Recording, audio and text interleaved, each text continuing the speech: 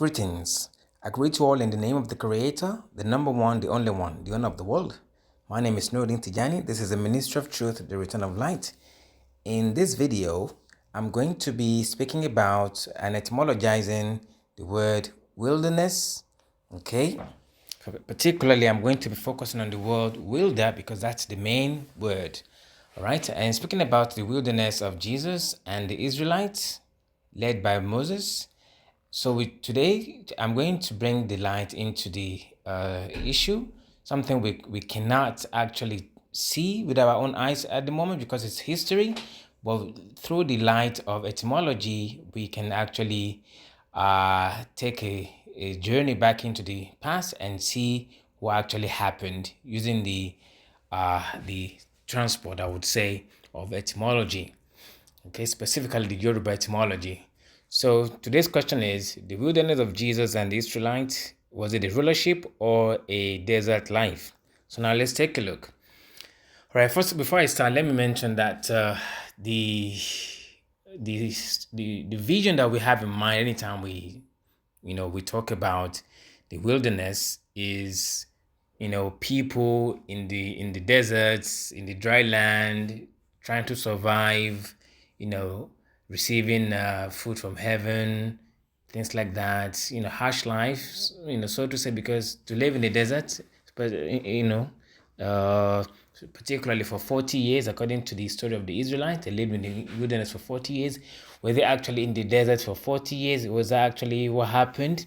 So today we'll find out. Also, speaking about the wilderness of Jesus, who was said to have been led into the wilderness by the Holy Spirit, according to the story, and he was tempted.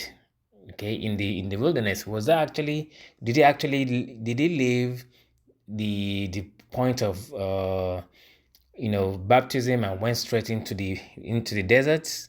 Okay, because we need to actually it's not our fault if we have these images in our mind, because it's what we've been shown in movies and in TV programs. And what TV actually does, television, is actually it tells us a vision. It actually gives us a vision, so we are actually stuck. We like enslaved by this particular things or vision, because anytime we talk about this story, what comes to mind first of all is a picture of somebody wearing somebody almost half naked walking around in the desert, or probably the story of John baptizing Jesus was actually two people from the movie. If I remember correctly, probably there's a particular scene in the movie whereby John was baptizing Jesus.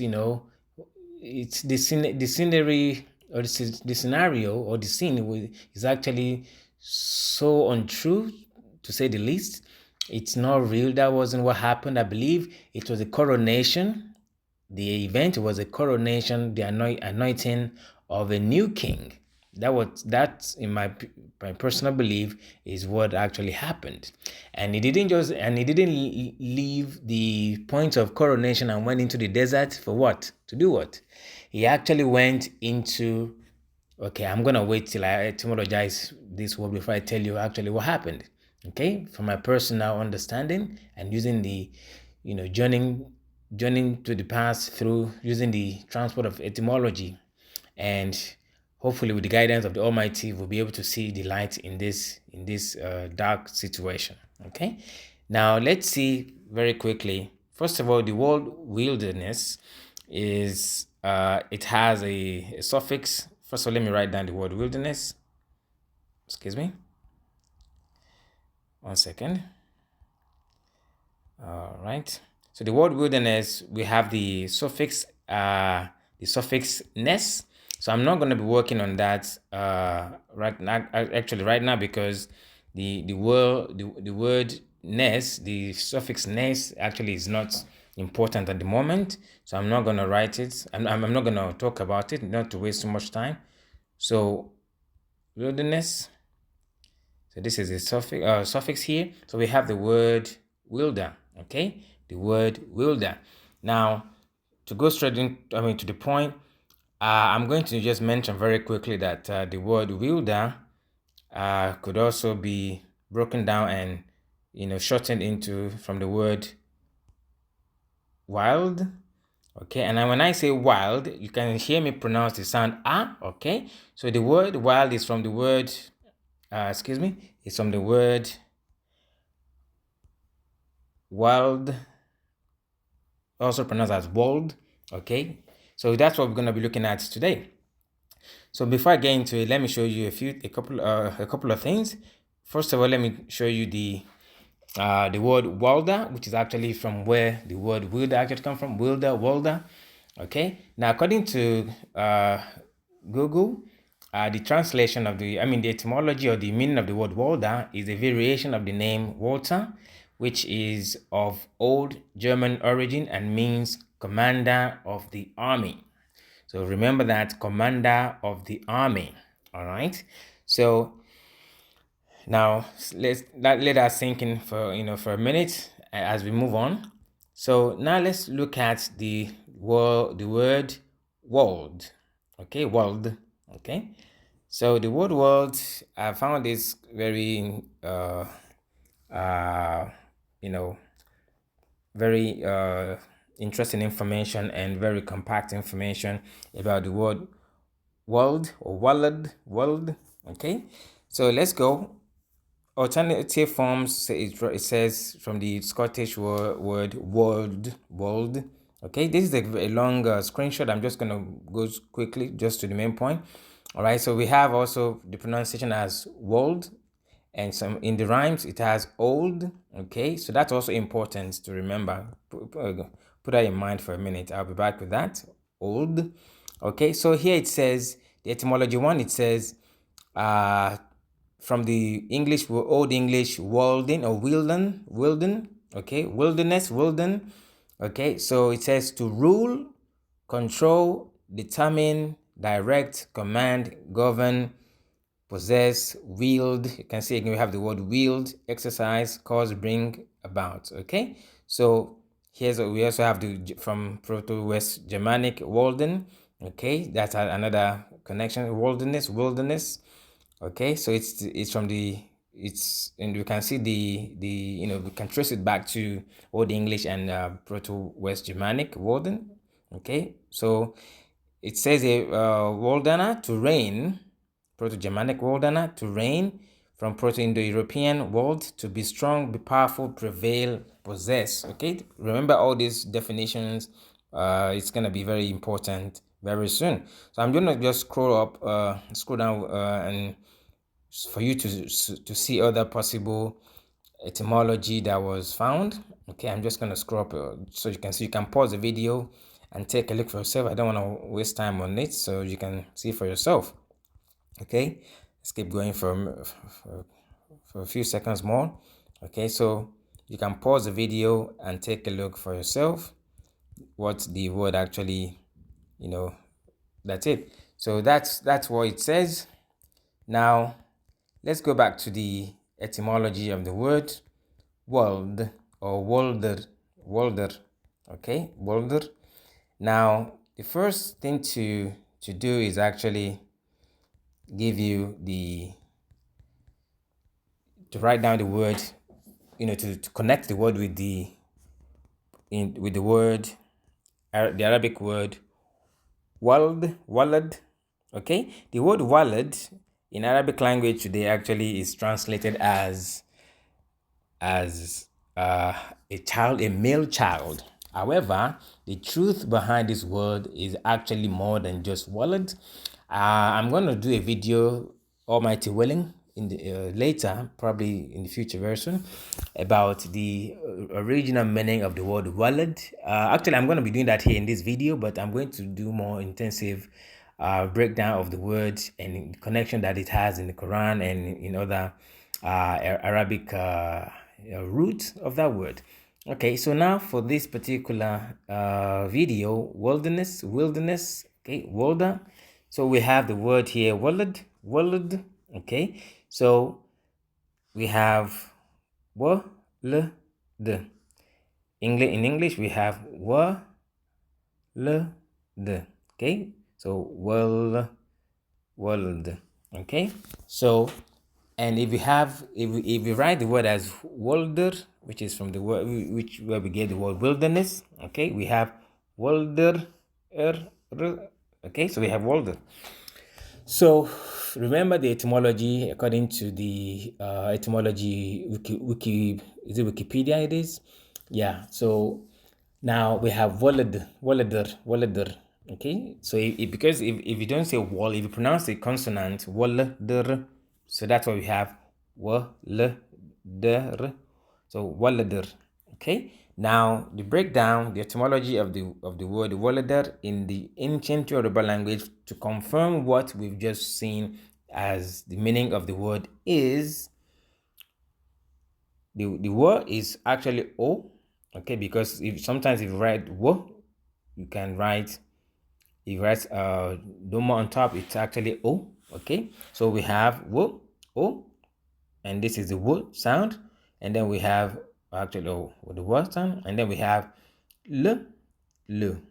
In Yoruba it's olu, okay, l, we have lu, olu, and then we have the d, which is da, and then we have the ri, we have ri or ori.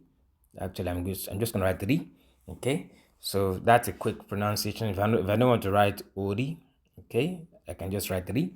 Now the word, what does this word mean? In Yoruba, it actually means oludari, waladir, oludari.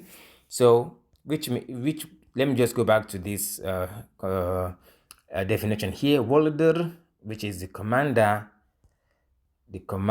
of the army. Oludari in Yoruba, oludari means the leader, the commander, the ruler, the head, the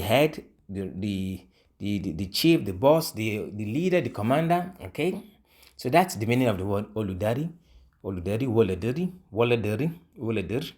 Okay, so that's it. It's actually from the ancient Yoruba etymology, ancient Yoruba language. Okay, I've said this several times that Yoruba is actually, if not the oldest languages, the early oldest languages of the world, it's actually one of them. I believe very much closely that it's probably the oldest language in the world. Okay, Oluderi, it's the ruler, the commander, the leader. Okay, leadership, rulership. Okay, now we have it as the commander of army. Now let's go back to the story of the wilderness. Now, what happened to the children of Israel? Were they in the wilderness in terms of a desert? No, they actually were in the rulership of the world. They were given the rulership of the world. And the leader of actually, you can see also leader. The word leader, it's from the word excuse me. It's actually leader. Okay, you can see that's how it's actually seen. It's when you have one of the information, when you have one of the truth, the remaining truth actually become very clear, and they start to appear.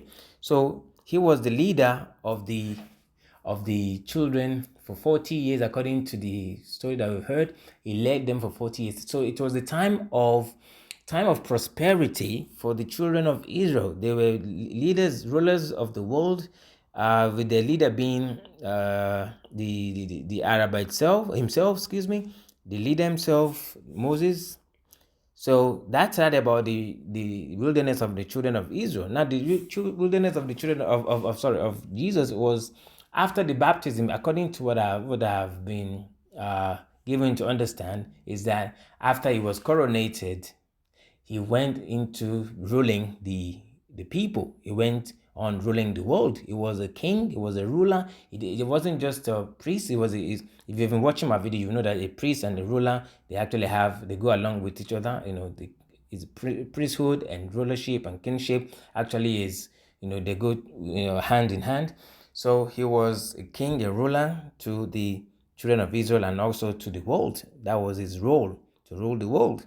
Okay, so that is it. He didn't go into the desert to be tempted. The temptation, I believe, was, being a leader, being a ruler, you tend to be put in a situation whereby you make decisions, and the temptation may be that he was, tempted with the might, with the power that he has. Okay, so he was given the dominion of the world as a ruler, as a king. So that was what happened. And to have such power, it's a kind of temptation, because you feel powerful and you can make some decisions sometimes that may be correct and some may not be perfect. Okay, so that's the wilderness of Jesus and the wilderness of Moses, the children of Israel. So that's the original story. That's the truth behind this story.